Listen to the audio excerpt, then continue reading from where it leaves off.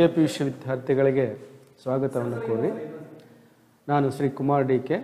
ಶಿಕ್ಷಣಶಾಸ್ತ್ರ ಉಪನ್ಯಾಸಕರು ಬಿ.ಕೆ. ಗುಪ್ತಾ ಪದವಿ ಪೂರ್ವ ಕಾಲೇಜ್ ರಾಣೆಬೆನ್ನೂರು. ಇವತ್ತು 4ನೇ ಅಧ್ಯಾಯವಾದ ಸಂಯೋಜನಾ ಶಿಕ್ಷಣ ಎಂಬ ಅಧ್ಯಾಯವನ್ನು ನಾವು ಇವತ್ತು ನೋಡೋಣ. ಸಂಯೋಜನ ಅಂತ ಹೇಳಿದ್ರೆ ಸೇರ್ಪಡೆ ಅಂತ ಆಗುತ್ತೆ. ಇಲ್ಲಿ ಯಾರನ್ನು ಸೇರ್ಪಡಿಸಿ ಶಿಕ್ಷಣವನ್ನು ಕೊಡೋದು, ಇಲ್ಲಿ ಸಂಯೋಜನೆಯಲ್ಲಿ ತಿಳ್ಕೊಬೇಕಾಗಿರ್ತಕ್ಕಂಥದ್ದು, ಇದರಲ್ಲಿ ಅಧ್ಯಯನ ಮಾಡಬೇಕಾಗಿರ್ತಕ್ಕಂಥದ್ದು ಅಂದರೆ ಈಗ ಸಂಯೋಜನಾ ಶಿಕ್ಷಣ ಅಂತ ಹೇಳಿದ್ರೆ ಅಲ್ಲಿ ಈಗ ನಾವು ಸಾಮಾನ್ಯ ಮಕ್ಕಳಿಗೆ ಶಿಕ್ಷಣವನ್ನು ಕೊಡ್ತೇವೆ.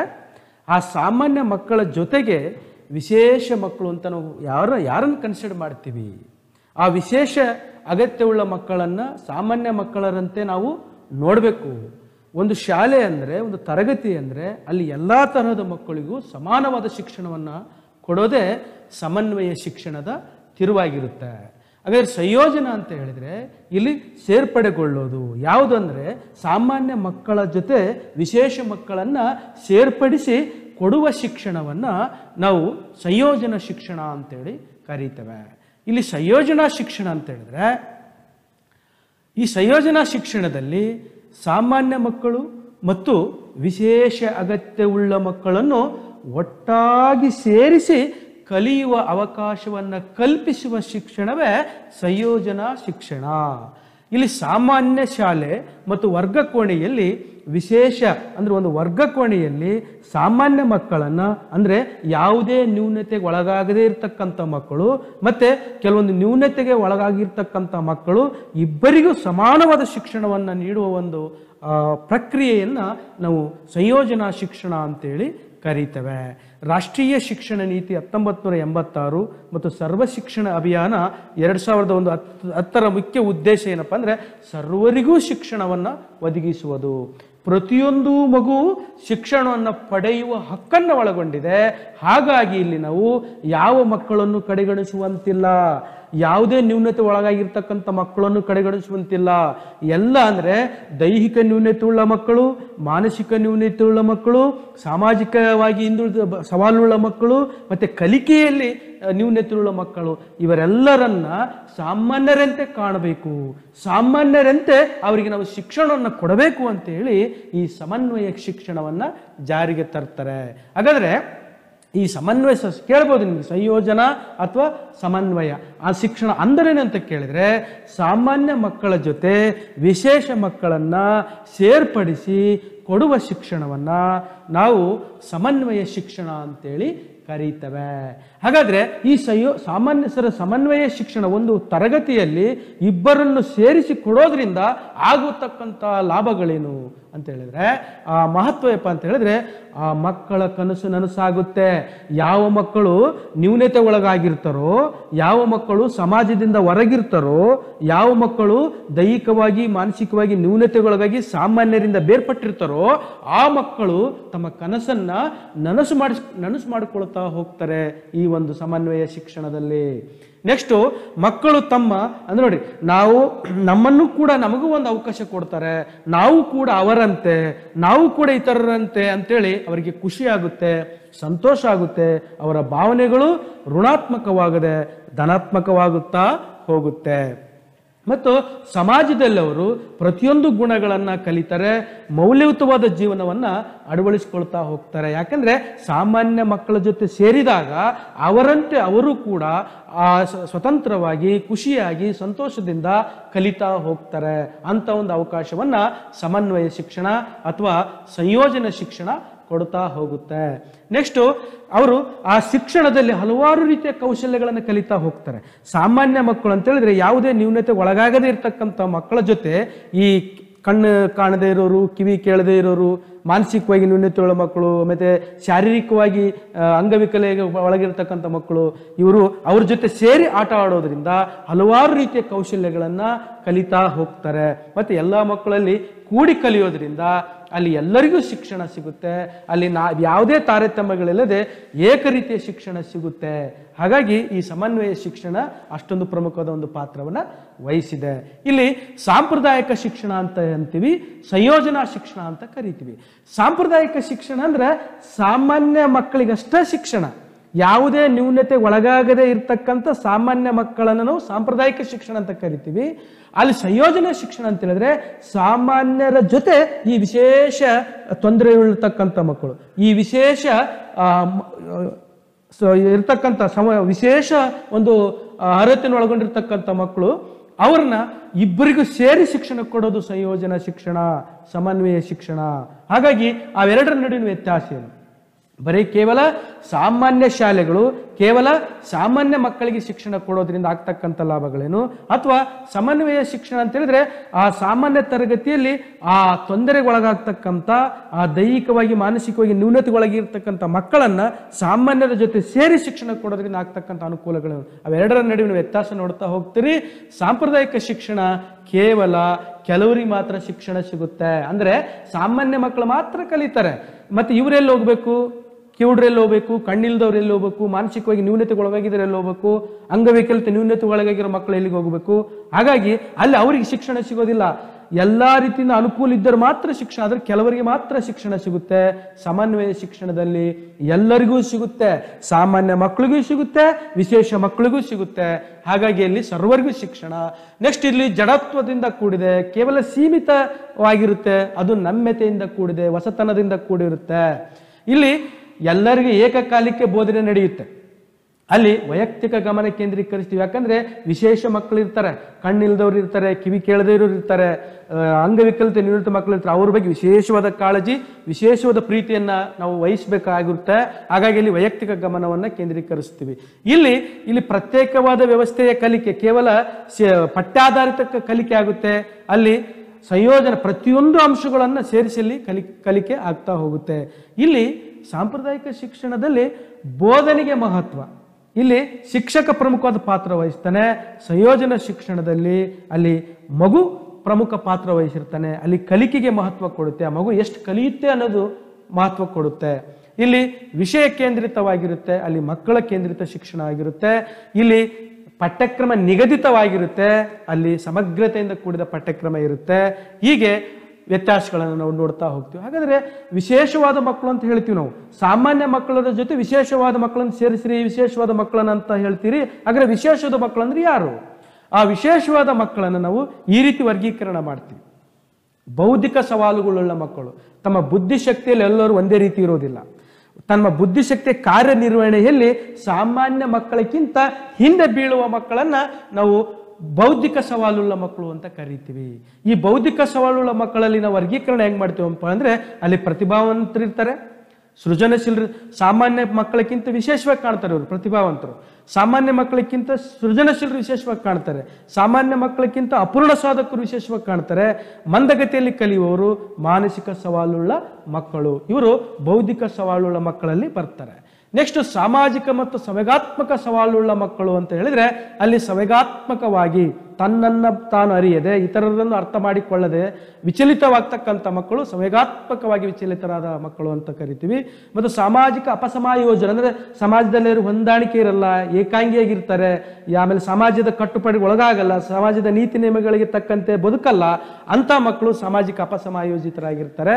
ನೆಕ್ಸ್ಟ್ ಬಾಲಾಪರಾಧಿಗಳು, ಅದನ್ನ ಬಾಲಾಪರಾಧ ಅಂದ್ರೆ 18 ವರ್ಷದ ಕೆಳಗಿನ ಮಕ್ಕಳು ಮಾಡುವ ಸಮಾಜ ವಿರೋಧಿ ಚಟುವಟಿಕೆಗಳನ್ನು ಮಾಡುವ ಮಕ್ಕಳಿಗೆ ನಾವು ಬಾಲಾಪರಾಧಿಗಳು ಅಂತ ಕರಿತೀವಿ.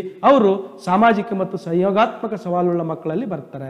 ಇನ್ನು ಶೈಕ್ಷಣಿಕ ಸವಾಲುಳ್ಳ ಮಕ್ಕಳು ಅಂತ ನೋಡ್ತೀವಿ. ಇದರಲ್ಲಿ ಕಲಿಕೆಯಲ್ಲಿ, ಓದೋದ್ರಲ್ಲಿ, ಬರೆಯೋದ್ರಲ್ಲಿ, ಲೆಕ್ಕ ಬಿಡಿಸೋದ್ರಲ್ಲಿ ನ್ಯೂನತೆಗೊಳಗೆ ಸಾಮಾನ್ಯ ಮಕ್ಕಳಕ್ಕಿಂತ ಹಿಂದೆ ಬಿದ್ದಿರ್ತಾರೆ, ಅಂತ ಮಕ್ಕಳನ್ನ ಕಲಿಕೆಯ ಸವಾಲುಳ್ಳ ಮಕ್ಕಳು ಅಂತ ಕರಿತೀವಿ.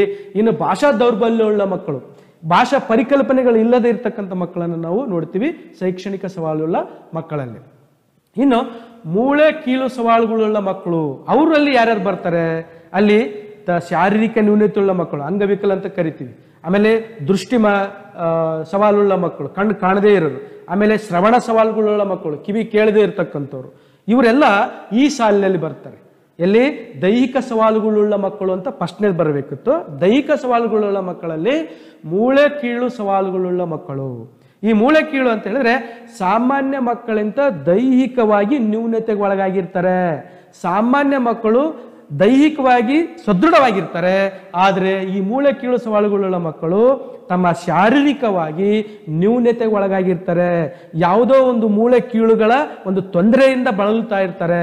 ಅಂಥ ಮಕ್ಕಳನ್ನ ಮೂಳೆ ಕೀಳು ಸವಾಲುಗಳುಳ್ಳ ಮಕ್ಕಳು ಅಂತ ಕರಿತೀವಿ. ಅಂದ್ರೆ ಅವರ ಒಂದು ದೈಹಿಕ ರಚನೆಯಲ್ಲಿ ದೋಷಗಳಿದ್ದು ಯಾವುದೇ ಒಂದು ವಸ್ತುಗಳ ಮೇಲೆ, ಯಾವುದೇ ಒಂದು ವ್ಯಕ್ತಿ ಇದರ ಮೇಲೆ ಒಂದು ಸ್ವಾಯತ್ತೆ, ತಮ್ಮ ಮೇಲೆ ತಮಗೆ ಸ್ವಾಯತ್ತತೆ ಇರೋದಿಲ್ಲ, ಆಮೇಲೆ ನಿಯಂತ್ರಣ ಇರೋದಿಲ್ಲ. ಹಾಗಾಗಿ ಅಂಥ ಮಕ್ಕಳನ್ನು ನಾವು ಮೂಳೆ ಕೀಳು ಸವಾಲುಗಳುಳ್ಳ ಮಕ್ಕಳು ಅಂತ ಕರಿತೀವಿ. ಯಾಕೆಂದ್ರೆ ನಾನಾ ಕಾರಣಗಳಿಂದ ಅವರು ಆ ನ್ಯೂನತೆಗೆ ಒಳಗಾಗಿರ್ತಾರೆ. ಅಪೌಷ್ಟಿಕತೆಯಿಂದ ಬಳಲ್ತಾ ಇರ್ತಾರೆ. ಇದೇ ರೀತಿ ನಾನಾ ರೀತಿಯಿಂದ ಅವರು ಮೂಳೆ ಕೀಳು ತೊಂದರೆಗಳಿಂದ ಸಮಸ್ಯೆಗಳನ್ನು ಎದುರಿಸ್ತಾ ಇರ್ತಾರೆ. ಇನ್ನು ನೆಕ್ಸ್ಟು ಅವ್ರು ಹೆಂಗಿರ್ತಾರೆ ನೋಡೋಕ್ಕೆ, ಮೂಳೆ ಕೀಳು ಸವಾಲುಗಳ ಮಕ್ಕಳು ಹೇಗಿರ್ತಾರೆ ನೋಡೋಕ್ಕೆ ಅಂತ ಹೇಳಿದ್ರೆ, ಅವ್ರ ಕೈ ಕಾಲುಗಳು ಆಮೇಲೆ ಸ್ನಾಯುಗಳು ಕುಗ್ಗಿರ್ತವೆ, ಆಮೇಲೆ ನಡೆಯೋಕೆ ಆಗ್ತಾ ಇರಲ್ಲ, ಆಮೇಲೆ ಬಾಗಿ ನಡೀತಾ ಇರ್ತಾರೆ, ಆಮೇಲೆ ಶಕ್ತಿ ಇರಲ್ಲ, ಶಕ್ತಿಹೀನರಾಗಿರ್ತಾರೆ, ಆಮೇಲೆ ತಮ್ಮ ಶರೀರದ ಮೇಲೆ ಸಂಪೂರ್ಣ ನಿಯಂತ್ರಣ ಇರೋದಿಲ್ಲ, ಆಮೇಲೆ ಒಂಥರ ಅವರು ಯಾವಾಗಲೂ ಅಲ್ಲಿ ನೋಯುತ್ತೆ ಇಲ್ಲಿ ನೋಯುತ್ತೆ ಅಂತ ಬಳಲ್ತಾ ಇರ್ತಾರೆ, ಆಮೇಲೆ ಬೆನ್ನು ನೋವು ಪಾರ್ಶ್ವಕ್ಕೆ ಬಾಗಿರುತ್ತೆ. ಹೀಗೆ ಅವರು ತಮ್ಮ ದೈಹಿಕವಾಗಿ ಶಾರೀರಿಕವಾಗಿ ಮೂಳೆ ಕೀಳುಗಳು ಹೂನವಾಗುವ ಅಥವಾ ಅವರ ಒಂದು ದೇಹದಲ್ಲಿರ್ತಕ್ಕಂಥ ಎಲುಬುಗಳು ತೊಂದರೆಗೊಳಗಾಗುವ ಎಲ್ಲ ಲಕ್ಷಣಗಳು ಕಾಣ್ತಾ ಹೋಗ್ತವೆ. ಅಂಥ ಮಕ್ಕಳು ಈ ರೀತಿಯಾಗಿ ಕಂಡು ಬರ್ತಾರೆ. ನೆಕ್ಸ್ಟು ಆ ಮಕ್ಕಳ ಲಕ್ಷಣಗಳಲ್ಲಿ ಮತ್ತೆ ಅವರ ಮೇಲೆ ನಡ್ಕೊಂಡು ಹೋಗುವ ಸರಿಯಾಗಿ ನಡ್ಕೊಂಡು ಹೋಗಲ್ಲ. ಆಮೇಲೆ ಅವರು ಹುಟ್ಟಿನಿಂದಲೇ ಕೈಕಾಲುಗಳು ಹೂನವಾಗಿರ್ತವೆ. ಆಮೇಲೆ ಅವರು ಕುತ್ಕೊಳ್ಳೋ ಭಂಗಿ ಕೂಡ ಮಕ್ಕಳಿಗೆ ವಿಶೇಷವಾಗಿರ್ತವೆ. ಆಮೇಲೆ ವಸ್ತುಗಳನ್ನು ಹಿಡಿಯೋದಾಗಲಿ ಎಸೆಯೋದಾಗಲಿ ಒಂದು ಸಮತೋಲನತೆ ಇರೋದಿಲ್ಲ. ಆಮೇಲೆ ಅವರು ಬೆರಳುಗಳು ಕಾಲುಗಳು ವಿರೂಪಗೊಂಡಿರ್ತವೆ. ಹೀಗೆ ಮೂಳೆ ಕೀಳು ಸವಾಲುಗಳು ಮಕ್ಕಳು ಕಾಣ್ತಾ ಹೋಗ್ತಾರೆ. ನೆಕ್ಸ್ಟು ಹಾಗಾದ್ರೆ ಅಂಥ ಮಕ್ಕಳಿಗೆ ಯಾವ ಕ್ರಮಗಳನ್ನು ಕೈಗೊಳ್ಳಬೇಕು, ಅಂಥ ಮಕ್ಕಳಿಗೆ ನಾವು ಸಾಮಾನ್ಯ ಮಕ್ಕಳ ಜೊತೆ ಶಿಕ್ಷಣ ಹೆಂಗೆ ಕೊಡಬೇಕು ಮತ್ತು ಅದರಿಂದ ಅವ್ರನ್ನ ಪಾರಾಗಲಿಕ್ಕೆ ತೆಗೆದುಕೊಳ್ಳುವ ಕ್ರಮಗಳೇನಪ್ಪ ಅಂತ ಹೇಳಿದ್ರೆ, ಅವನಿಗೆ ಸಮತೋಲನವಾಗಿ ಚಲನೆ ಮಾಡಲಿಕ್ಕೆ, ಅವನು ಸರಿಯಾಗಿ ನಡೆದಾಡಲಿಕ್ಕೆ ಬೇಕಾಗ್ತಕ್ಕಂಥ ಸಾಧನಗಳನ್ನು ಒದಗಿಸಿಕೊಡೋದು, ಆಮೇಲೆ ಸ್ವಪರಿಕಲ್ಪನೆ ಬೆಳೆಸ್ಕೊಳ್ತಕ್ಕಂಥ ಈ ಸಾಮಾನ್ಯ ಮಕ್ಕಳ ಜೊತೆ ಬೆರೆಯಕ್ಕೆ ಬಿಡೋದು, ಮತ್ತು ಆಮೇಲೆ ಶಾಲಾ ಚಟುವಟಿಕೆಗಳಲ್ಲಿ ಭಾಗವಹಿಸುವಲ್ಲಿ ಅವರಿಗೆ ಪ್ರೇರಣೆ ನೀಡೋದು. ಅವ್ರನ್ನ ಹಿಂದೆ ಬೆಳೆಸೋಲ್ಲ, ನಿನಗೆ ಬರಲ್ಲ, ನೀನು ದೈಹಿಕವಾಗಿ ನ್ಯೂನತೆ ಒಳಗೆ ಅಂತ ಹಂಗೆ ಮಾಡೋದಿಲ್ಲ.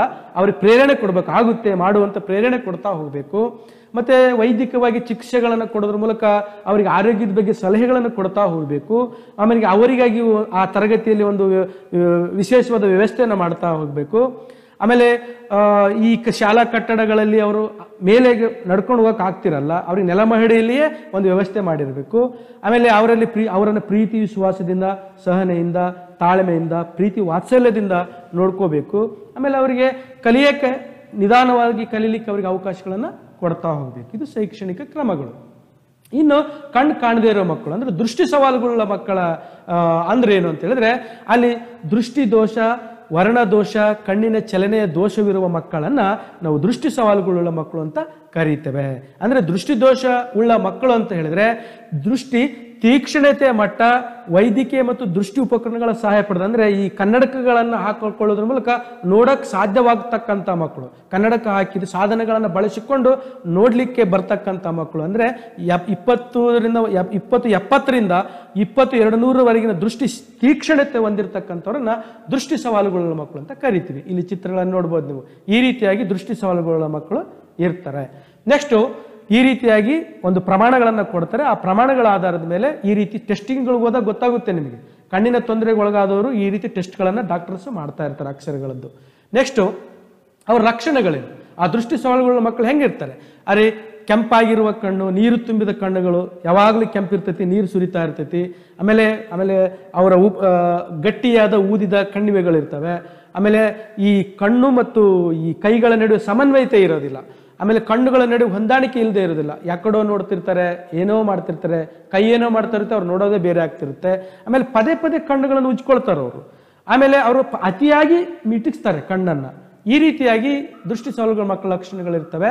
ನೆಕ್ಸ್ಟು ಆಮೇಲೆ ಕಣ್ಣುಗಳಿಗೆ ಸೋಂಕು ತಗುಲಿರುತ್ತೆ, ಏನೋ ಒಂಥರ ಏನೋ ಒಂದು ತೊಂದರೆಗೆ ಒಳಗಾಗಿರ್ತಕ್ಕಂಥ ಲಕ್ಷಣ ಕಂಡು ಬರುತ್ತೆ. ಆಮೇಲೆ ಈ ವಸ್ತುಗಳನ್ನಾಗಲಿ ಪುಸ್ತಕಗಳನ್ನಾಗಲಿ ಅತಿ ಸಮೀಪವಾಗಿ ನೋಡ್ತಿರ್ತಾರೆ, ಅವರು ಸಮೀಪವಾಗಿ ಹುಡುಕ್ತಿರ್ತಾರೆ. ನೆಕ್ಸ್ಟು ಆಮೇಲೆ ಇತರರ ಸಹಾಯದಿಂದ ಕಪ್ಪು ಹಲಿಗೆ ಮೇಲೆ ಬರೆಯಕ್ಕೆ ಪ್ರಯತ್ನ ಪಡ್ತಿರ್ತಾರೆ. ಆಮೇಲೆ ಈ ಬಣ್ಣಗಳ ವ್ಯತ್ಯಾಸ ಕಾಣಲ್ಲ, ಅಸಮರ್ಥರು, ಇದು ಯಾವ ಬಣ್ಣ ಅಂತ ಕಾಣಲ್ಲ. ಆಮೇಲೆ ನಡೆಯುವಾಗ ಪದೇ ಪದೇ ಎಡವಿ ಬೀಳ್ತಿರ್ತಾರೆ. ಈ ರೀತಿ ದೃಷ್ಟಿ ಸವಾಲುಗಳ ಮಕ್ಕಳ ಲಕ್ಷಣಗಳು, ಅವರ ಲಕ್ಷಣಗಳು ಇರ್ತವೆ. ನೆಕ್ಸ್ಟ್ ಅವರಿಗಾಗಿ ಹಂಗಾರೆ ಅದರಿಂದ ಹೊರಗೆ ಬರೋದು ಹೇಗೆ, ಅವರು ಆ ದೃಷ್ಟಿ ಸವಾಲುಗಳ ಮಕ್ಕಳಿಗಾಗಿ ಯಾವ ಕ್ರಮಗಳನ್ನು ಕೈಗೊಳ್ಳಬೇಕು ಶೈಕ್ಷಣಿಕವಾಗಿ ಅಂದರೆ ಸಮಯಕ್ಕೆ ಸರಿಯಾಗಿ ಅವರಿಗೆ ವೈದ್ಯಕೀಯವಾಗಿ ಚಿಕಿತ್ಸೆ ಮಾಡ್ತಿರ್ಬೇಕು. ಆಮೇಲೆ ಅವರಿಗೆ ಕನ್ನಡಕಗಳನ್ನು ಬಳಸುವಂತೆ ಅವರಿಗೆ ತಿಳಿಸ್ತಾ ಇರಬೇಕು. ಆಮೇಲೆ ಈ ತರಗತಿಯಲ್ಲಿ ಅವ್ರನ್ನ ಮುಂದಿನ ಶಾಲೆಯಲ್ಲಿ ಕುಂದಿರಿಸ್ಕೋಬೇಕು. ಆಮೇಲೆ ಅವರಿಗೆ ಉತ್ತಮದ ಬೆಳಕಿನ ವ್ಯವಸ್ಥೆ ಮಾಡಬೇಕು. ಆಮೇಲೆ ಕೆಲವೊಂದು ಉಪಕರಣಗಳನ್ನು ಬಳಸಬೇಕು. ಆಮೇಲೆ ಈ ಅಂಧ ಮಕ್ಕಳಿಗೆ ಬ್ರೈಲ್ ಲಿಪಿಯಲ್ಲಿ ತರಬೇತಿ ನೀಡೋದು, ಅವರ ಭಾಷೆ ಅದು, ಆ ಬ್ರೈಲ್ ಲಿಪಿಯಲ್ಲಿ ಅವರಿಗೆ ತರಬೇತಿ ನೀಡೋದು. ಆಮೇಲೆ ಅವರ ಇಂದ್ರಿಯಗಳಿಗೆ ತರಬೇತಿಯನ್ನು ನೀಡೋದು.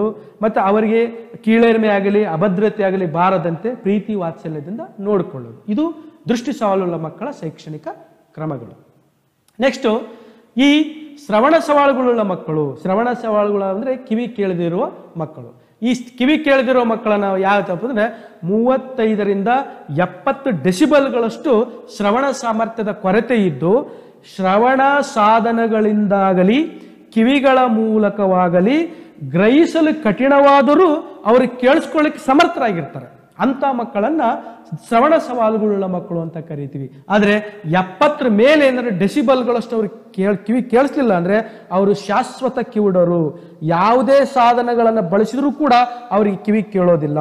ಆದರೆ 35ರಿಂದ 70 ಡೆಸಿಬಲ್ಗಳಷ್ಟು ಅವರು ಸಾಮರ್ಥ್ಯ ಇತ್ತು ಅಂದರೆ ಕೆಲವೊಂದು ಸಾಧನಗಳನ್ನು ಬಳಸಿ ಅವರಿಗೆ ಕಠಿಣವಾದರೂ ಕೂಡ ಕೇಳಿಸ್ತಾ ಇರುತ್ತೆ. ಅಂಥ ಮಕ್ಕಳನ್ನ ಶ್ರವಣ ಸವಾಲುಗಳುಳ್ಳ ಮಕ್ಕಳು ಅಂತ ನೀವು ಕರೀತೇವೆ. ನೆಕ್ಸ್ಟು ಶ್ರವಣ ಸಾಮರ್ಥ್ಯವು ಪೂರ್ಣವಾಗಿ ಇಲ್ಲದಿರುವ ಕಿವುಡುತನ ಅಥವಾ ಶಬ್ದವನ್ನು ಕೇಳಿಸಿಕೊಳ್ಳಲು ಶ್ರವಣ ದೋಷವಿರುವ ಮಕ್ಕಳನ್ನು ನಾವು ಶ್ರವಣ ಸವಾಲುಗಳ ಮಕ್ಕಳು ಅಂತ ಕರೀತೇವೆ.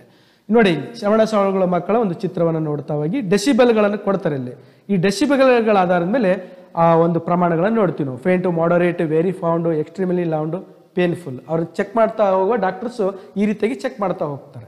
ನೆಕ್ಸ್ಟು ಡೆಸಿಬಲ್ ಸ್ಕೇಲ್ಸ್ ಅಂತ ಕೊಡ್ತಾರೆ, ಆ ಸ್ಕೇಲ್ಗಳನ್ನು ನೋಡ್ತಾ ಹೋಗಿ. ನೆಕ್ಸ್ಟು ಈ ಶ್ರವಣ ಸವಾಲುಗಳ ಮಕ್ಕಳು ಹೆಂಗಿರ್ತಾರೆ ನೋಡೋಕ್ಕೆ, ಅವರು ಯಾವ ರೀತಿ ಇರ್ತಾರಪ್ಪ ಅಂದರೆ ಇಂಥ ಮಕ್ಕಳಲ್ಲಿ 70 ಡೆಸಿಬಲ್ಗಿಂತ ಕಡಿಮೆ ಶ್ರವಣದ ಕೊರತೆ ಇರುತ್ತೆ. ಆಮೇಲೆ ತರಗತಿಯಲ್ಲಿ ಅವರು ಕಾನ್ಸಂಟ್ರೇಷನ್ ಇರಲ್ಲ, ಎತ್ತೆತ್ಲಗೋ ನೋಡ್ತಿರ್ತಾರೆ, ಅವಧಾನ ಇಲ್ಲದಂತೆ ತೋರ್ತಿರ್ತಾರೆ. ಇನ್ನು ಪ್ರಶ್ನೆಗಳಿಗೆ ಸರಿಯಾದ ಉತ್ತರಗಳನ್ನು ಕೊಡ್ತಾ ಹೋಗಲ್ಲ. ಆಮೇಲೆ ಪ್ರಶ್ನೆಗಳನ್ನು ಇನ್ನೊಮ್ಮೆ ಹೇಳಿ ಸರ್ ಅಂತ ಕೇಳ್ತಿರ್ತಾರೆ. ನೆಕ್ಸ್ಟ್ ಶಾಲೆಯಲ್ಲಿ ಜರುಗುವ ಚರ್ಚೆಗಳಲ್ಲಿ ಯಾವುದಕ್ಕೂ ಭಾಗವಹಿಸಕ್ಕೆ ಹೋಗಲ್ಲ. ಆಮೇಲೆ ಯಾರಾದರೂ ಹೇಳಿದಾಗ ತಮ್ಮ ತಲೆಯನ್ನು ಮುಂದಕ್ಕೆ ತರ್ತಾರೆ ಕೇಳಲಿಕ್ಕೆ. ಈ ರೀತಿಯ ಲಕ್ಷಣಗಳು ಅವರಲ್ಲಿ ಕಂಡುಬರುತ್ತೆ. ನೆಕ್ಸ್ಟು ಮಾತನಾಡುವವರ ಶಬ್ದದ ದಿಕ್ಕನ್ನು ಆಮೇಲೆ ತುಟಿಗಳ ಚಲನೆಯನ್ನು ಅವರು ಅವಲೋಕಿಸ್ತಾ ಇರ್ತಾರೆ. ಅವರ ಶಬ್ದವನ್ನು ಕೇಳದೆ ಹೋದಾಗ ಈ ರೀತಿ ಮಾಡ್ತಿರ್ತಾರೆ. ಆಮೇಲೆ ಕಿವಿ ನೋವು ಮತ್ತು ಕಿವಿ ಸೋರುವ ಒಂದು ಸಮಸ್ಯೆಗಳನ್ನು ಬಳಲ್ತಾ ಇರ್ತಾರೆ. ಆಮೇಲೆ ಉಕ್ತ ಲೇಖನ ನೀಡಿದಾಗ ಇತರರ ಪುಸ್ತಕ ನೋಡಿ ಬರೆಯೋದು ಅಥವಾ ಸುಮ್ಮನೆ ಕುಳಿತಿರ್ತಾರೆ. ನೆಕ್ಸ್ಟು ವಾಕ್ದೋಷಗಳು ಅಂದರೆ ಈ ಕೆಲವೊಂದು ಮಹಾಪ್ರಾಣಗಳನ್ನು ಬಳಸುವಾಗ ಉಚ್ಚಾರಣೆಗಳು ಕಠಿಣವಾಗ್ತಾ ಇರುತ್ತೆ. ಅತಿ ಜೋರಾಗಿ ಅಥವಾ ಅತಿ ಮೆಲ್ಲಗೆ ಮಾತನಾಡ್ತಕ್ಕಂಥದ್ದು. ಯಾಕಂದರೆ ಅವರು ಕಿವಿ ಕೇಳದೇ ಇರೋದ್ರಿಂದ ಈ ರೀತಿ ಸಮಸ್ಯೆಗಳಿಂದ ಬಳಲ್ತಾ ಇರ್ತಾರೆ. ಆಮೇಲೆ ಅವರಿಗಾಗಿ ತೆಗೆದು ಯಾವ ಕ್ರಮಗಳನ್ನು ಕೈಗೊಳ್ಳಬೇಕಾಗುತ್ತೆ, ಇದರಿಂದ ಅವ್ರನ್ನ ಪಾರಾಗಲು ಶೈಕ್ಷಣಿಕ ಕ್ರಮಗಳೇನಪ್ಪ ಅಂತ ಹೇಳಿದ್ರೆ ಆ ಶ್ರವಣ ಸಾಧನದ ಸಹಾಯದಿಂದ ಶಬ್ದವನ್ನು ಗ್ರಹಿಸಲು ಸಹಾಯಕ, ಮತ್ತು ಅವರಿಗೆ ಶ್ರವಣ ತರಬೇತಿ ನೀಡೋದು, ಹೆಡ್ಫೋನು ಧ್ವನಿವರ್ಧಕಗಳನ್ನು ಬಳಸೋದು, ವಾಕ್ ಶಬ್ದಗಳನ್ನು ಗ್ರಹಿಸಲು ಶ್ರವಣ ಕಲಿಕೆ ಸಹಾಯ ಮಾಡುತ್ತೆ. ಆಮೇಲೆ ಶಿಕ್ಷಕರು ಮಕ್ಕಳ ಮುಂದೆ ನಿಂತು ಸ್ಪಷ್ಟವಾಗಿ ಮಾತಾಡ್ತಾ ಹೋಗಬೇಕು.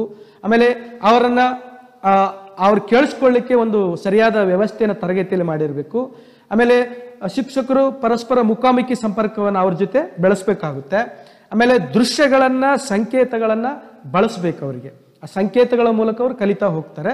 ಸ್ವತಂತ್ರ ಚಟುವಟಿಕೆಗಳಿಗೆ ಅವರು ತಮ್ಮಿಂದ ತಾವೇ ಮಾಡೋ ಕೆಲವೊಂದು ಚಟುವಟಿಕೆಗಳನ್ನು ಮಾಡೋಕ್ಕೆ ಅವ್ರನ್ನ ಹುರಿದುಂಬಿಸ್ತಾ ಹೋಗಬೇಕು. ಈ ರೀತಿ ಶ್ರವಣ ಸವಾಲುಗಳ ಮಕ್ಕಳ ಲಕ್ಷಣಗಳ ಕ್ರಮಗಳನ್ನು ನಾವು ನೋಡ್ತಾ ಹೋಗ್ತೀವಿ. ನೆಕ್ಸ್ಟು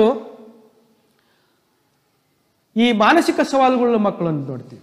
ಮಾನಸಿಕ ಅಂದರೆ ಸಾಮಾನ್ಯ ಮಕ್ಕಳಿಗಿಂತ ಬುದ್ಧಿಮಟ್ಟ ನಿರ್ವಹಣೆ ಮಾಡುವಲ್ಲಿ ಹಿಂದೆ ಬೀಳ್ತಕ್ಕಂಥ ಮಕ್ಕಳನ್ನ ನಾವು ಮಾನಸಿಕ ಸವಾಲುಗಳುಳ್ಳ ಮಕ್ಕಳು ಅಂತ ಕರಿತೀವಿ.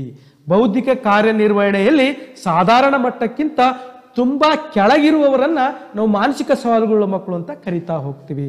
ಇಲ್ಲಿ ಕೆಲವೊಂದು ಪ್ರಕಾರಗಳನ್ನು ನೋಡ್ತೀವಿ ನಾವು. ಇಲ್ಲಿ ತರಬೇತಿ ಅಸಾಧ್ಯ, ಅದು ಏನು UTR, UMR ಅಂಡ್ TMR ಅಂತೇಳಿ ಬರುತ್ತೆ. ಅನ್ಟ್ರೈನಬಲ್ UMR ಅನ್ಟ್ರೈನಬಲ್ ಮೆಂಟಲ್ ರಿಟೈರ್ಡ್ ಅಂತ ಬರುತ್ತೆ. ಆಮೇಲೆ ತರಬೇತಿ ಪಡೆಯಬಲ್ಲ ಮಕ್ಕಳು TMR ಟ್ರೈನಬಲ್ ಮೆಂಟಲ್ ರಿಟೈರ್ಡ್ ಅಂತ ಬರುತ್ತೆ.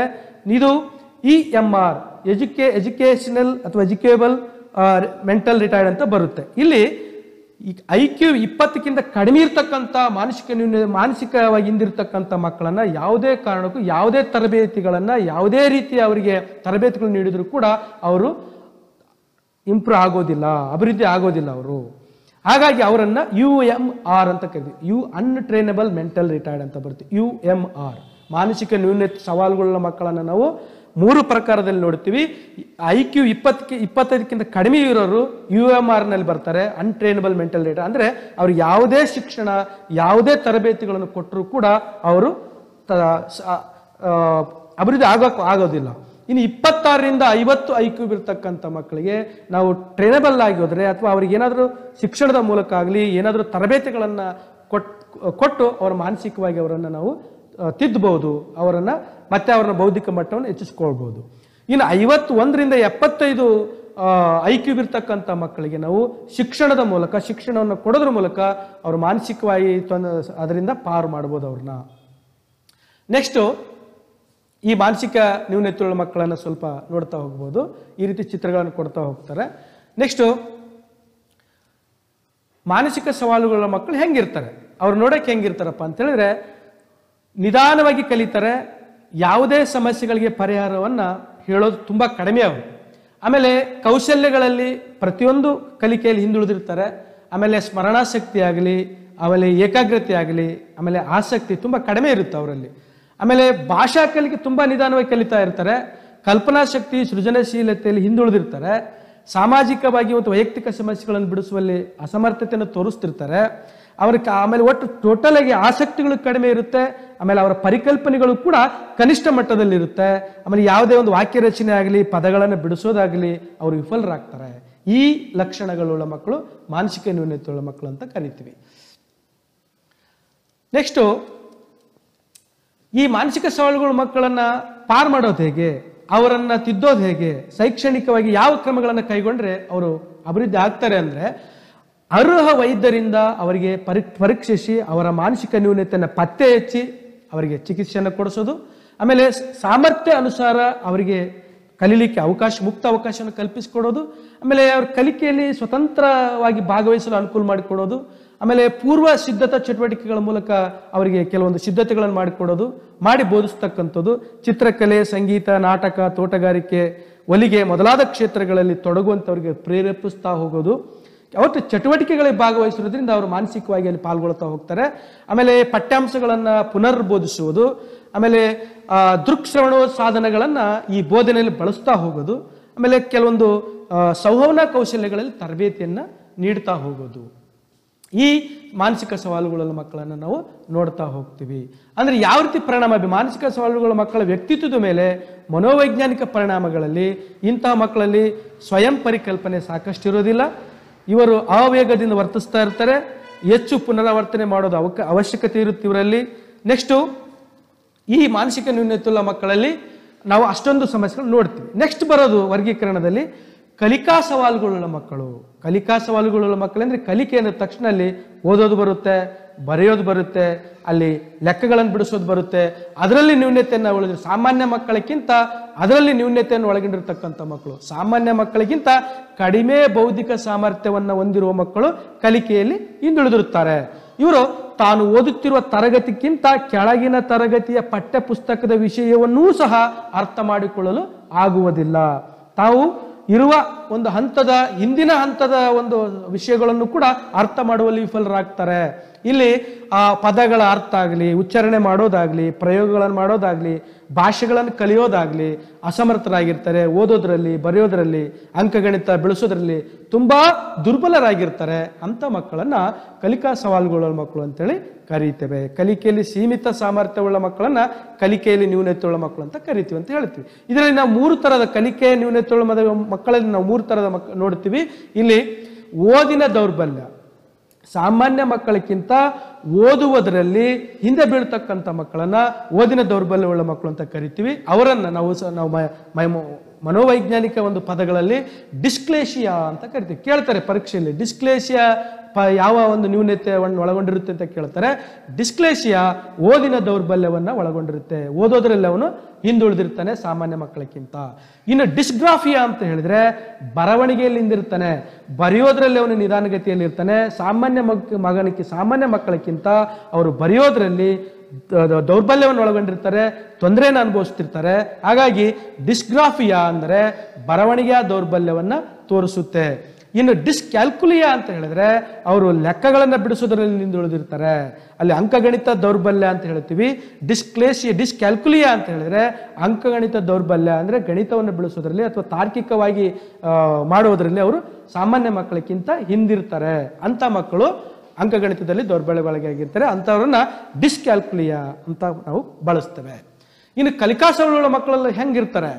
ಅವರು ಪ್ರಸ್ತಕ ಪಠ್ಯ ವಿಷಯಗಳನ್ನು ಕಲಿಯೋದ್ರಲ್ಲಿ ಕಠಿಣತೆವಾಗಿರ್ತಾರೆ. ದಿನಗಳು, ತಿಂಗಳುಗಳು, ಋತುಗಳನ್ನು ಹೇಳುವಲ್ಲಿ ಕಷ್ಟಪಡ್ತಿರ್ತಾರೆ. ವಾರಗಳು, ತಿಂಗಳುಗಳು ಮತ್ತು ದಿನಗಳನ್ನು ನೆನ್ಪಿಟ್ಟುಕೊಳ್ಳುವಲ್ಲಿ ಕಷ್ಟಪಡ್ತಿರ್ತಾರೆ. ಆಮೇಲೆ ಬರವಣಿಗೆಯಲ್ಲಿ ನಿರ್ದಿಷ್ಟ ದೋಷಗಳನ್ನು ನಾವು ನೋಡ್ತಾ ಹೋಗ್ತೀವಿ. ಅಲ್ಲಿ ಅಕ್ಷರಗಳು ತಪ್ಪಾಗ್ತಿರ್ತವೆ, ಆಮೇಲೆ ಅಕ್ಷರಗಳನ್ನು ಒತ್ತಾಗಿ ಬರಿತಾ ಇರ್ತಾರೆ, ಆಮೇಲೆ ದೂರದ್ದು ಬರೆಯೋದು, ದೊಡ್ಡ ಬರೆಯೋದು, ಒಂದು ಸಣ್ಣದು ದೊಡ್ಡದು ಬರೆಯೋದು ಮಾಡ್ತಿರ್ತಾರೆ. ಚಿತ್ರ ಬಿಡಿಸುವ, ಆಕೃತಿ ಬರೆಯುವ, ನಕಾಶೆಗಳನ್ನು ಬರೆಯುವುದರಲ್ಲಿ ಕೂಡ ಅವರು ಸಾಮಾನ್ಯ ಮಕ್ಕಳಕ್ಕಿಂತ ಹಿಂದಿರ್ತಾರೆ. ಓದುವಾಗ ವೇಗ ಕಡಿಮೆ, ಬಹಳ ವೇಗವಾಗಿ ಓದಕ್ಕೆ ಬರಲ್ಲ. ಆಮೇಲೆ ಕೆಲವೊಂದು ಅಕ್ಷರಗಳನ್ನು ಬಿಟ್ಟು ಓದ್ತಾ ಹೋಗ್ತಿರ್ತಾರೆ. ಆಮೇಲೆ ಉಚ್ಚಾರಣೆಯಲ್ಲಿ ಕೂಡ ಅವರು ತೊಂದರೆಗಳನ್ನು ಅನುಭವಿಸ್ತಾ ಇರ್ತಾರೆ. ಆಮೇಲೆ ಅಂಕಗಣಿತದಲ್ಲಿ ಕೂಡೋ ಲೆಕ್ಕ, ಕಳೆಯೋ ಲೆಕ್ಕದಲ್ಲಿ ಹೆಚ್ಚು ಗೊಂದಲಕ್ಕೆ ಒಳಗಾಗಿರ್ತಾರೆ. ಆಮೇಲೆ ಕಲಿಕೆಯಲ್ಲಿ ಆಸಕ್ತಿ ಇರೋದಿಲ್ಲ, ಸೋಮಾರಿತನ ಜಾಸ್ತಿ ಇರುತ್ತೆ. ಶಾಲಾ ಚಟುವಟಿಕೆಗಳಲ್ಲಿ ಯಾವುದೇ ಚಟುವಟಿಕೆಗಳಲ್ಲಿ ಭಾಗವಹಿಸಲು ಅವ್ರು ಹಿಂದೆ ಬೀಳ್ತಿರ್ತಾರೆ. ನೆಕ್ಸ್ಟ್ ಶಾಲೆಯಲ್ಲಿ ಒಂದ್ಸಲ ಡಲ್ ಆಗಿರೋದು, ಆಮೇಲೆ ಯಾವಾಗಲೂ ಸ್ಕೂಲ್ಗಳನ್ನು ತಪ್ಪಿಸೋದನ್ನ ಮಾಡ್ತಿರ್ತಾರೆ. ಈ ಕಲಿಕಾ ಸವಾಲುಗಳ ಮಕ್ಕಳ ಲಕ್ಷಣಗಳು. ಹಾಗಾದ್ರೆ ಯಾವ ಕ್ರಮಗಳನ್ನು ಕೈಗೊಳ್ಬೇಕು ಅವ್ರನ್ನ ಅದರಿಂದ ಹೊರಗೆ ತರಲಿಕ್ಕೆ ಅಂತ ಹೇಳಿದ್ರೆ, ಪ್ರತ್ಯಕ್ಷ ಅನುಭವ, ಸ್ಮರಣೆ, ಧಾರಣೆ, ಈ ಸಂಬಂಧ ಕಲ್ಪನೆಯಲ್ಲಿ ಕೌಶಲ್ಯಗಳನ್ನು ಕಲಿಸ್ತಾ ಹೋಗ್ಬೇಕು. ಮಾತನಾಡುವುದನ್ನ, ಓದೋದನ್ನ, ಬರೆಯೋದನ್ನ ಅವ್ರಿಗೆ ಕಲಿಸಿದಾಗ ಅವರಿಗೆ ಯಶಸ್ಸು ಸಿಗುವಂತೆ ನೋಡಬೇಕು. ಭಾಷಾ ಸಾಮರ್ಥ್ಯಕ್ಕಾಗಿ ನಿರ್ದಿಷ್ಟ ಕೌಶಲ್ಯಗಳಲ್ಲಿ ತರಬೇತಿಯನ್ನು ನೀಡೋದು, ಆಮೇಲೆ ಸ್ಪಷ್ಟ ಉಚ್ಚಾರಣೆ ಮಾಡುವಂತೆ, ಮತ್ತೆ ಅಂಕಲಿಪಿ ಬರಹಗಳು ನಾವು ಎಲ್ಲ ಬರಿತಾ ಇದ್ವಲ್ಲ, ಅಂಕಲಿಪಿಗಳು ಅಂತ ಕರಿತಿದ್ವಿ ಹಿಂದೆಲ್ಲ, ಅದರಲ್ಲಿ ಬರೆಸೋದು. ಆಮೇಲೆ 3 ಲೈನ್ಗಳಲ್ಲಿ ಅಕ್ಷರಗಳನ್ನು ಬರೆಸ್ತಾ ಹೋಗೋದು, ಕಾಪಿ ರೈಟಿಂಗ್ ಅಂತ ಹೇಳ್ತೀವಿ, ಆ ರೀತಿ ಬರೆಸ್ತಾ ಹೋಗೋದು. ಆಮೇಲೆ ಗಣಿತದ ದೋಷ ನಿವಾರಣೆಗೆ ಪರಿಹಾರ ಬೋಧನೆ ಮಾಡ್ತಾ ಹೋಗೋದು. ಆಮೇಲೆ ಕಪ್ಪು ಹಲಿಗೆ ಮೇಲೆ ಹೆಚ್ಚಿನ ಬರವಣಿಗೆಗಳಿಗೆ ಅವಕಾಶಗಳನ್ನು ಮಾಡ್ತಾ ಹೋಗೋದು. ಆಮೇಲೆ ರೇಖಾಚಿತ್ರ ವಿವರಣೆ, ದೃಶ್ಯ ಮಾಧ್ಯಮವನ್ನು ಬೋಧನೆಯಲ್ಲಿ ಬಳಸಿದಾಗ ಅವರು ಕಲಿಕೆಯಲ್ಲಿ ಮುಂದೋಗ್ತಾರೆ. ನೆಕ್ಸ್ಟು ಈ ಸಮನ್ವಯ ಶಿಕ್ಷಣದ ವಸ್ತುಗಳು ಎಲ್ಲ ಇರ್ತವೆ. ಶ್ರವಣ ನ್ಯೂನತೆ, ದೈಹಿಕ ಬುದ್ಧಿ, ಯಾವ್ಯಾವ ವಸ್ತುಗಳನ್ನು ಬಳಸ್ತಾ ಹೋದ್ರೆ ಅಂತ ಕೊಟ್ಟಿರ್ತಾರೆ, ಮಟೀರಿಯಲ್ಸ್ಗಳು ಇರ್ತವೆ. ಈಗ ಇದರಲ್ಲಿ ಈ ಒಂದು ಸಮನ್ವಯ ಶಿಕ್ಷಣದಲ್ಲಿ ಈ ಸಂಯೋಜನೆ ಒಂದು ಅಧ್ಯಾಯದಲ್ಲಿ ಈ ರೀತಿ ಕ್ವಶನ್ಸ್ಗಳು ಬರ್ತವೆ. 1 ಅಂಕದ ಪ್ರಶ್ನೆಗಳು. ಸಂಯೋಜನೆ ಶಿಕ್ಷಣ ಅಂದ್ರೆ ಏನು? ಶ್ರವಣ ಸವಾಲುಗಳ ಮಕ್ಕಳಂದ್ರೆ ಯಾರು ಗೊತ್ತಾಯ್ತಲ್ಲ? 35ರಿಂದ 70 ಡೆಸಿಬಲ್ಗಳ ಸಾಮರ್ಥ್ಯಗಳ ಮಕ್ಕಳು ಶ್ರವಣ ಸವಾಲುಗಳ ಮಕ್ಕಳು ಅಂತ ಹೇಳ್ತೀವಿ. ದೃಷ್ಟಿ ಸವಾಲುಗಳ ಮಕ್ಕಳು ಅಂದ್ರೆ ಯಾರು ಅಂತ ಕರಿತೀವಿ. ನೆಕ್ಸ್ಟ್ ಮಾನಸಿಕ ಸವಾಲುಗಳ ಮಕ್ಕಳು ಅಂದ್ರೆ ಯಾರು? ಕಲಿಕಾ ನ್ಯೂನತೆ ಅಂದ್ರೇನು? ಡಿಸ್ಕ್ಲೇಷಿಯಾ ಅಂದ್ರೇನು? ಡಿಸ್ಕ್ಲೇಷಿಯಾ ಅಂದ್ರೆ ಹೇಳಿದ್ನಲ್ಲ, ಓದುವುದರಲ್ಲಿ ನ್ಯೂನತೆ ಒಳ ಮಕ್ಕಳು. ಡಿಸ್ಗ್ರಾಫಿಯಾ ಯಾವ ದೌರ್ಬಲ್ಯವನ್ನು ಸೂಚಿಸುತ್ತಾರೆ ನೋಡಿದ್ರ? ಡಿಸ್ಗ್ರಾಫಿಯಾ ಅಂತ ಹೇಳಿದ್ರೆ ಬರವಣಿಗೆಯಲ್ಲಿ ಸೂಚಿಸುತ್ತೆ. ಡಿಸ್ಕ್ಯಾಲ್ಕುಲಿಯಾ ಯಾವ ದೌರ್ಬಲ್ಯವನ್ನು ಸೂಚಿಸುತ್ತೆ? ಅಂಕಗಣಿತ. ಈ ರೀತಿ ಕ್ವಶನ್ಸ್ಗಳು ಬರ್ತಾ ಹೋಗ್ತವೆ. 2 ಅಂಕದ ಪ್ರಶ್ನೆಗಳನ್ನು ನೋಡ್ತಾ ಹೋಗಿ. ದೃಷ್ಟಿ ದೋಷಗಳ ಮಕ್ಕಳ ದೃಷ್ಟಿ ತೀಕ್ಷ್ಣತೆ ಮಟ್ಟವನ್ನು ತಿಳಿಸುತ್ತೆ. ಕಲಿಕಾ ನ್ಯೂನತೆ 2 ವಿಧಗಳನ್ನು ತಿಳಿಸಿ. ಮಾನಸಿಕ ಸವಾಲುಗಳ ಮಕ್ಕಳು ಈ ರೀತಿ 2 ಅಂಕದ ಪ್ರಶ್ನೆಗಳು. ಇನ್ನು 5 ಅಂಕದ ಪ್ರಶ್ನೆಗಳಲ್ಲಿ ನಾ ಹೇಳಿದ್ನಲ್ಲ, ಸಾಂಪ್ರದಾಯಿಕ ಮತ್ತು ಸಂಯೋಜನೆ ಶಿಕ್ಷಣ. ಸಾಂಪ್ರದಾಯಿಕ ಅಂದ್ರೆ ಕೇವಲ ಸಾಮಾನ್ಯ ಮಕ್ಕಳಿಗೆ ಶಿಕ್ಷಣ ಕೊಡುತ್ತೆ. ಸಂಯೋಜನೆ ಶಿಕ್ಷಣದಲ್ಲಿ ಸಾಮಾನ್ಯ ಮಕ್ಕಳ ಜೊತೆಗೆ ವಿಶೇಷ ಮಕ್ಕಳಿಗೆ ಶಿಕ್ಷಣ ಕೊಡುತ್ತೆ. ಈ ರೀತಿ ವ್ಯತ್ಯಾಸಗಳನ್ನು ಹೇಳ್ತಾ ಹೋಗಿ. ದೃಷ್ಟಿ ಸವಾಲುಗಳ ಮಕ್ಕಳ ಲಕ್ಷಣಗಳು ಅವ್ರು ಹೆಂಗಿರ್ತಾರೆ ನೋಡ್ತಾರೆ, ಕಣ್ಣು ಉಜ್ತಿರ್ತಾರೆ, ನೀರು ಬರ್ತಾ ಇರುತ್ತೆ, ಕೆಂಪಾಗಿರುತ್ತೆ, ಕಣ್ಣು ಊದ್ಕೊಳ್ಳುತ್ತೆ ಅಂತ ಹೇಳ್ತಾ ಹೋದೆ. ಆಮೇಲೆ ಅವ್ರಿಗೆ ಯಾವ ಕ್ರಮಗಳನ್ನು ಕೈಗೊಳ್ಳಬೇಕು ಅಂತ ಹೇಳಿದೆ. ಆಮೇಲೆ ಶ್ರವಣ ಸವಾಲುಗಳ ಮಕ್ಕಳ ಲಕ್ಷಣಗಳ್ಯಾವು, ಅವರಿಗೆ ಒದಗಿಸುವ ಶಿಕ್ಷಣದ ಕ್ರಮಗಳ್ಯಾವು ಅಂತ ಹೇಳಿದೆ. ನೆಕ್ಸ್ಟ್ 10 ಅಂಕದ ಪ್ರಶ್ನೆಗಳಲ್ಲಿ ಮೂಳೆ ಕೀಳು ಸವಾಲುಗಳ ಮಕ್ಕಳ ಲಕ್ಷಣಗಳು ಹೇಳಿದ್ನಲ್ಲ, ಶಾರೀರಿಕವಾಗಿ ನ್ಯೂನತೆಗೊಳಗಾಗಿರ್ತಾರೆ, ಆಮೇಲೆ ಅವರಿಗೆ ಒದಗಿಸುವ ಶೈಕ್ಷಣಿಕ ಕ್ರಮಗಳು ಅದನ್ನು ಸ್ವಲ್ಪ ನೋಡ್ರಿ. ಮಾನಸಿಕ ಸವಾಲುಗಳ ಮಕ್ಕಳ ಲಕ್ಷಣಗಳು, ಅವರಿಗೆ ಒದಗಿಸುವ ಕ್ರಮಗಳು. ನೆಕ್ಸ್ಟ್ ಕಲಿಕಾ ಸವಾಲುಗಳ ಮಕ್ಕಳ ಲಕ್ಷಣಗಳು, ಕಲಿಕಾ ಸವಾಲು ಓದೋದು ಬರೆಯೋದು ಅಂಕಗಣಿತ ಅದು ಅವರಿಗೆ ಒದಗಿಸುವ ಶೈಕ್ಷಣಿಕ ಕ್ರಮಗಳು. ಈ ರೀತಿ 10 ಅಂಕದ ಪ್ರಶ್ನೆಗಳು ಬರ್ತವೆ. ಹಾಗಾಗಿ ಇಷ್ಟೆಲ್ಲ ಅಂಶಗಳನ್ನ ತಿಳಿತಾ ಹೋಗಿ. ಇಷ್ಟು ನಿಮಗೆ ಸಂಯೋಜನೆ ಶಿಕ್ಷಣದಲ್ಲಿ ಬರ್ತಕ್ಕಂಥದ್ದು. Thank you very much.